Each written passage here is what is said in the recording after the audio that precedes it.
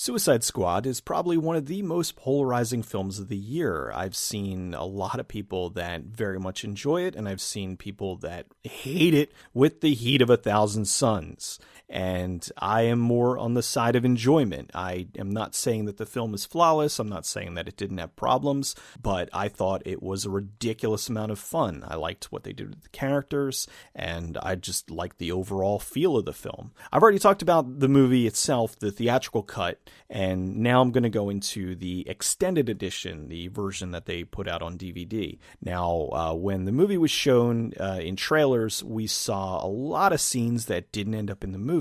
The thing is, what some people don't really know, or just there's a willful ignorance of it, is that when they're putting together the trailer, they're putting together an unfinished film. The film is often usually still in the process of being filmed while they're putting the trailer together. And as such, there's a lot of scenes that look really good for the trailer, but then when they put the film together, they just don't work, so they cut them out. And I am not saying entirely that's what happened here, but it did seem like there was a lot of money shots that they put in the trailer that didn't make it into the movie itself. And so with the extended edition, a lot of people thought that what they were going to do is put a lot more Joker into the film, because that was one of the biggest things that people were excited about with Suicide Squad. It was, oh my God, Jared Leto is the Joker. He's going to be amazing. And I think it was something like 2 minutes more of the Joker in the extended edition. And as I said in my review of the theatrical version,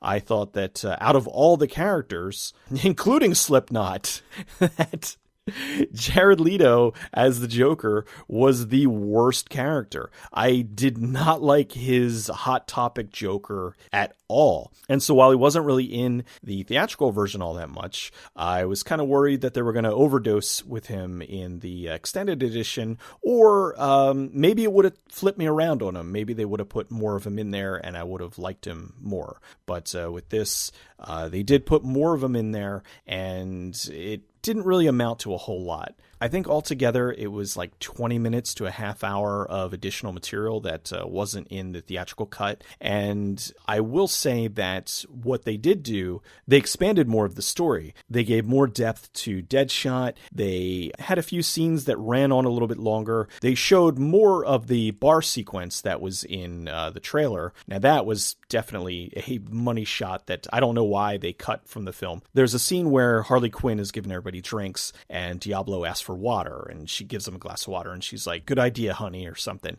And it was funny. I thought it worked in the trailer, and I thought it worked really well in the movie. They also had more with Boomerang and a few things here and there. Probably the biggest sequence that got put back into the movie, and to be honest, I didn't think that it added anything to the movie, but I know they put it in to kind of appease the people that wanted more Joker. There's a scene where the Joker's driving a Lamborghini and he's being chased by Dr. Quinzel before she turns full on Harley Quinn, and she's chasing him on a motorcycle, and she jumps off the motorcycle and does this really bad CG slide on the motorcycle in front of him to stop him, and he gets out and they argue, and it reinforced how much I didn't like his version of the Joker. And also the scene I thought didn't really add anything to the movie. It just it slowed the pace of it down, and it felt like they put it in there specifically, as I said, to appease the people that wanted more Joker. There was also a scene in the club where the Joker's talking to a thug and he gives him Harley Quinn, and they do this weird cutaway and then it comes back and the Joker shoots him. And that was something that I thought that they cut for PG-13. So I was like, oh, that was a terrible edit. Maybe that's something that they'll fix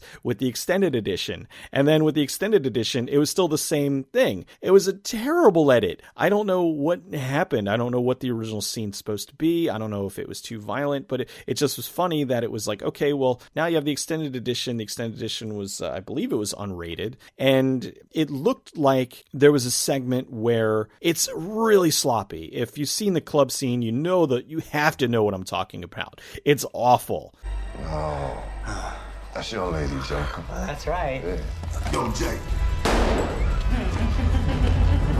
And that was something that I thought the extended edition would have fixed, but they didn't. That leads me to something that people were talking about, the haphazard edits of the movie. And I did feel that the extended edition did address that, and the edits weren't quite as slapdash as they were in the theatrical cut. It did flow a lot better. And it did give scenes more time to breathe, because that was one thing with the theatrical cut. It felt like they were jumping from music video to music video. And in the extended edition, there was a little bit more dialogue, and it was just enough to kind of fill things out before they went to the next song on the soundtrack or whatever. And I still enjoy all the music in the film. I do think that they overdid it a tad, whether or not that was because of the reaction to the trailer and the guys who cut the trailer ended up cutting the movie. But David Ayer, who directed the film, he's still saying that he was happy with the way that it was. He was happy with, how it was edited. And whether or not he is simply saying that so that he can stay in the good graces of WB, or if he genuinely means it, who knows? Maybe 10 years from now, he might come out and say, yeah, remember when I did Suicide Squad? Yeah, I hated the edit that the guys who did the trailer did. I didn't want to do it this way or whatever. But currently, we have to go by his word. And he said he was happy with it. I didn't quite get the hate that the film got. And I can't see in a year when we had a movie like Meet the Blacks that isn't showing up in like the worst of lists, but Suicide Squad is showing up in a few as like the worst movie of the year. It to me just seems incredibly biased. I don't think that it is that bad of a movie. I think that it's a fun movie. I think it's an entertaining movie. I think it's a silly comic book movie with a bunch of characters thrown together. There's a bunch of musical montages and violence and shit blowing up. And it was the very definition of a popcorn summer film. I liked it. Suicide Squad, the extended edition, if you didn't like the theatrical version, there's nothing in here that's going to change your mind. You're still going to hate it. It's essentially going to be more stuff that you hate. It's not like the ultimate cut of Batman vs. Superman, where they put the film back in the correct order and added all the scenes that should have been there in the first place. The extended edition of Suicide Squad felt like some scenes definitely should have been in there, and then there were other scenes that they just put in there to pad the runtime. If you liked Suicide Squad, you probably will enjoy the extended edition. There's more story. The scenes aren't quite as slapdash as they were in the theatrical cut. It's still a little disjointed, but it worked with the chaotic nature of the film. I still think that the scenes with the Joker could have been cut altogether, and I would not have missed it. Aside from a few here and there, just enough to introduce him, and some of the stuff between him and Harley was good. But overall, I found him annoying. But enough railing on the Joker. Again, Suicide Squad, the extended edition, the extended cut, whatever. It's either going to be more of what you love or more of what you hate.